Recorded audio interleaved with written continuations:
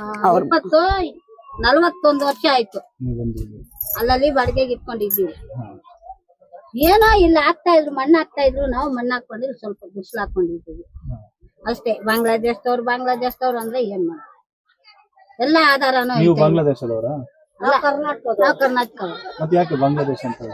ಹೇಳ್ತಾ ಇದಾರಲ್ಲ. ಎಲ್ಲಾ ಜನನು ಇದಾರೆ, ಒಂದ್ ಜನ ಅಂತಾನೆ ಎಲ್ಲಾ ಜನ ಬಂದಿಲ್ಲ. ಅವರು ಇಲ್ಲಿ ಬೆಳೆದವ್ರೆ ಹುಟ್ಟು ಕರ್ನಾಟಕ ಅಲ್ಲೇ, ಅವ್ರು ಬಾಂಗ್ಲಾದೇಶ ಅಂದ್ಬಿಟ್ರೆ ಹೆಂಗೆ? ತಪ್ಪಲ್ವಾ ಅದು?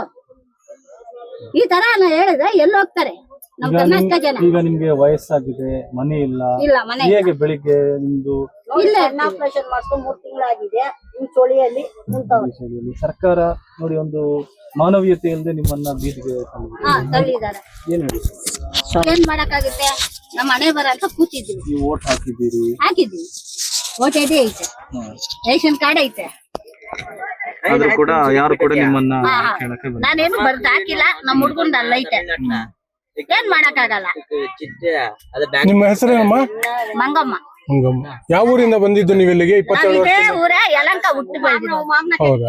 ಎಷ್ಟು ವರ್ಷದಿಂದ ಇದ್ದೀರಿ ಈ ಸ್ಪಾಟ್ ಅಲ್ಲಿ? ಈ ಪಾಟಲ್ಲಿ ಬಂದು ಇಲ್ಲಿ ಬಂದು ಇವಾಗ ಮನೆಗಳು ಇದ್ ಮಾಡ್ದಾಗ ಬಂದು ನಾವು ಅದಕ್ಕೆ ಮುಂಚೆನೆ. ಈಗ ನಿಮ್ಗೆ ಮನೆ ಬೇಕಾ? ನಮ್ ಮನೆ ಬೇಕು. ಸರ್ಕಾರಕ್ಕೆ ಆಗಿ ಮನವಿ ಮಾಡ್ತೀವಿ. ಮನೆ ಬೇಕು. ನಾವೆಲ್ಲಿ ಸತ್ರ ನಮ್ಮನ್ನೆಲ್ಲ ಎತ್ಕೊಂಡಾಗ ಹಾಕ್ತಾರೆ, ಬೀದಿಯಲ್ಲಿ ಹಾಕ್ತಾರ. ಇವಾಗ ಬೀದಿಗೆ ಬಿಟ್ಟಿದ್ದೀರ, ನಾಳೆ ಸತ್ರ ಬೀದಿಯಲ್ಲಿ ತಾನೇ ಹಾಕ್ಬೇಕು ನಮ್ಮನ್ನ. ಬೇರೆ ದೇಶದಲ್ಲಿ ನಮ್ದು ಯಾವ್ದು ಇಲ್ಲ, ನಾವ್ ಇಲ್ಲಿರೋರೆ. ನಮ್ಗೆ ಯಾವ್ದು ಒಂದ್ ಮನೆ ಇಲ್ಲ, ಒಂದ್ ಇದಿಲ್ಲ, ಏನು ಇಲ್ಲ. ಊಟ ತಿಂಡಿ ಎಲ್ಲ ಏನ್ ಮಾಡ್ತೀರಿ? ಅದೇ ಅವ್ರು ಕೊಡೋದ್ ತಿಂತಾ ಇದ್ದೀವಿ. ಯಾರು ಕೊಡ್ತಾ ಇದಾರೆ?